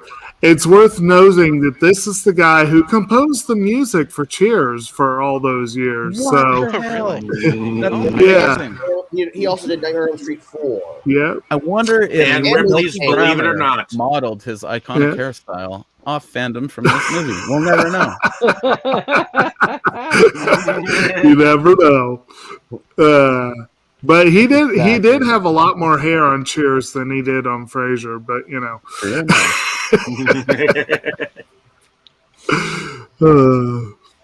Anyway. But yeah, it was entertaining music. It's not anything I remember on first viewing, but if I go back and watch it, I'm sure I'd like it a lot more. Yeah. Right. I think there's a lot about this film that falls into that category, that this would be one that, whether you grew up with it or not, if you revisited it every 2 or 3 years, you'd probably get a lot more out of it, I would imagine. And it's revisitable. Yeah. Like if for some reason the apocalypse happened right now and all we had was movies until like 1992 in a video store somewhere to check out, you'd probably. If I had my collection available to me, I'd be good for some time. I'd be good for the rest of my lifetime. I'm good. It's not the scenario we're talking about here, boys. You know it. I applaud you for.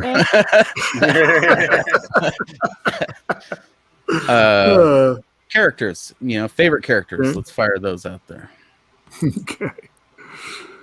Unless anybody had anything else to add on the score. Nah. Sure, Not really. No. Okay. Yeah, we know. Mine now for Centauri. Of course, and that's going to be mine as well. Oh, yeah. He's just such a hugely fun element of the movie. It's impossible to deny, and he's the least science fiction part of it. Right. Well, arguably. I mean, again, well, as far as the aliens go, definitely. Again, Greg probably my favorite was Centauri, and Lewis being the close seconds. Lewis again is not that science fiction-y either, but he's amazing. Absolutely. I love it. Just I knew I loved him the second I saw him like wing that old lady with a dart right after he walks out of his house. He nails that one dude. Like after he goes back into his house, you see Lewis walk by and he shoots it into the trailer, and the guy's like, "Oh!" Like it got him good. Him and friggin' Greg would be tied for second place for me. I can't say which one I like more. Oh yeah, that wheezing laugh. I just realized though, this trailer park needed a cat. It did. It had that cat. It comes out of the mailbox in the beginning, and you're right. The cat in the mailbox at the screen when he's beating. That was like the only thing we saw it in, right? Yeah, unfortunately, there's a lot going on in this, so they couldn't fit it. I did think it was kind of amusing seeing it come out of the mailbox. Yeah, I did like that. Yeah, I too was like, "Damn, where's that cat? Like, I want to see that kitty again." But secretly they cut out 5 hours worth of cat-centric scenes. But I'd have probably shot that many. I don't know. Anybody else? What about you, Forrest? You got a favorite character? I'd probably say Greg. Like the makeup. Like the makeup and costuming, but also just it was just kind of, at this point, I already had known Dan O'Hara. By the time I had seen this movie, I had known Dan O'Hurley for evil roles like Conal Cochran in Halloween 3, or maybe not so much evil, but but something sinister about him. The old man in RoboCop. So seeing this movie off the heels of those two, it's kind of refreshing to see him play a good character. Mm-hmm. Fair enough. It's actually a really good reason. I hadn't even thought about that. I don't know that I recognized him from other stuff in this. Mm-hmm. Yeah, I wouldn't have even guessed it was him under that makeup. Now I want to go watch all those to see for sure. I definitely recognize the name, but I've been trying to figure out what I know him from, And maybe I know him by name because I'm looking through his cast and I really don't recognize most of this stuff. I mean, it's something I've seen. I mean, I know by name, so it's See, kind of weird. But, one thing we were talking about last night, this is another reason I suppose that I need to watch Twin Peaks eventually. Yeah. I mean, you haven't seen RoboCop? Well, yeah, no, I did see RoboCop, Okay. but yeah. And he apparently is starred in one of the Mr. Freeze episodes of the animated series, so that maybe I recognized his voice, perhaps. Who knows? But Could be. What about Yeah. you, Roger? You got a favorite character? If you had to pick one. It's hard for me to say that. Mhm. Hmm. Ooh. Yeah. Yeah. I must admit, I don't have much of a person that really stuck out. I really had some interesting aliens. Didn't like the main character because he was a whiny kind of guy until the end. Wait. Rick was pretty cool. He was teaching him how to fight with the star crap. Now the villain was just the villain. Yeah, he sucked. Oh, Actually, mm, he's lame. He's that dude you well, want he to was see like- He was. out there. He was He a was spoiled kinda lame. child character, which I didn't realize that Alex was the one that played Michael Brody in Jaws: The Revenge. Yep. Oh, Yeah. that's an underrated classic there. I don't know about that. I must admit, I don't have a series. good answer for you, Mo.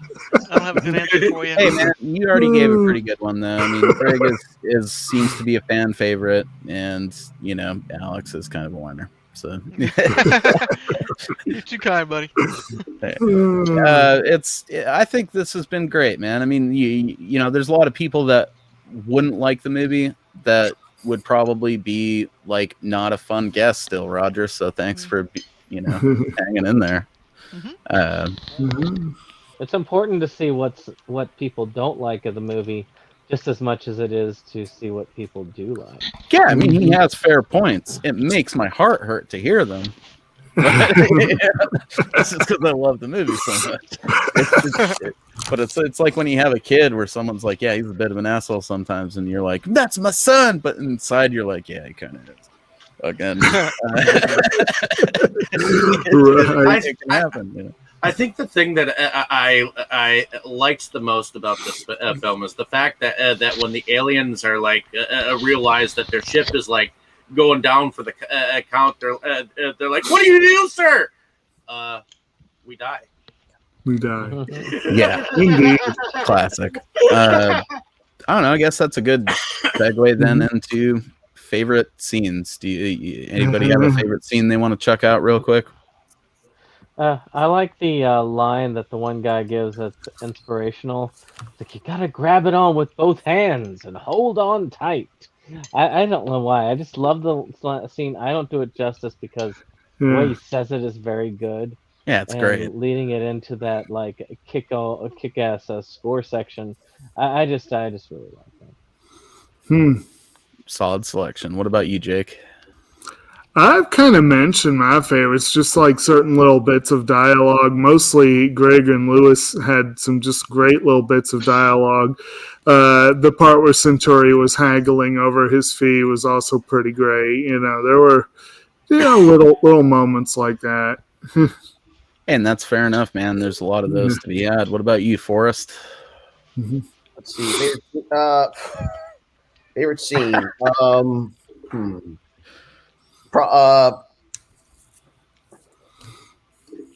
Jeez.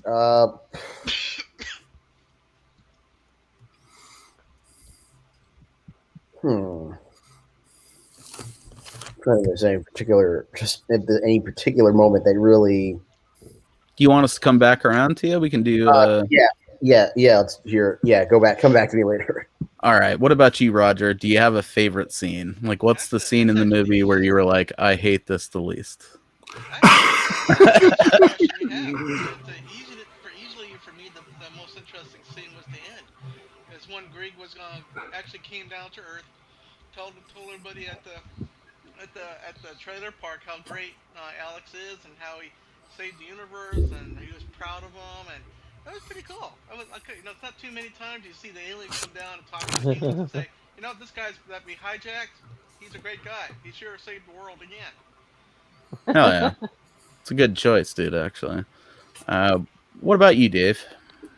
I think I mentioned it. The part where the aliens were like, "What do you get? What do we do, sir?" We die, and then they exploded. Start with you. That gets me every time. Well, at least the second time. I swear, I've seen like bits and pieces of it over time that I saw it enough to know it, but this time I've seen it in its entirety and fairly enjoyed the experience. Hell yeah. As did I. I think if I had to choose a favorite scene, it is pretty hard because, there's so many of those little moments Jake talked about that are super, important to me and fun. But there's a lot of great moments in the movie as well that are pretty rad. I think if it really boils down to it, though, I'm in the camp of Roger, where probably that finale of Greg meeting everyone is like my favorite point of the movie. And it just really does make me want a sequel. I wish they had done a sequel for this like a year or two later because it would have been at that prime time, but it hadn't got that cult status back then. Well, who knows? Maybe we'll get a Tron Legacy out of this. Hey, you never know. You never know. Yeah, you never know. We can hope. We don't have intros for this one since this is our pre-show. So I guess that kind of wraps this up. But if you guys have never seen The Last Starfighter or haven't seen it in a while, I highly recommend getting out there and checking it out. It's definitely a good way to spend an hour and 40 minutes.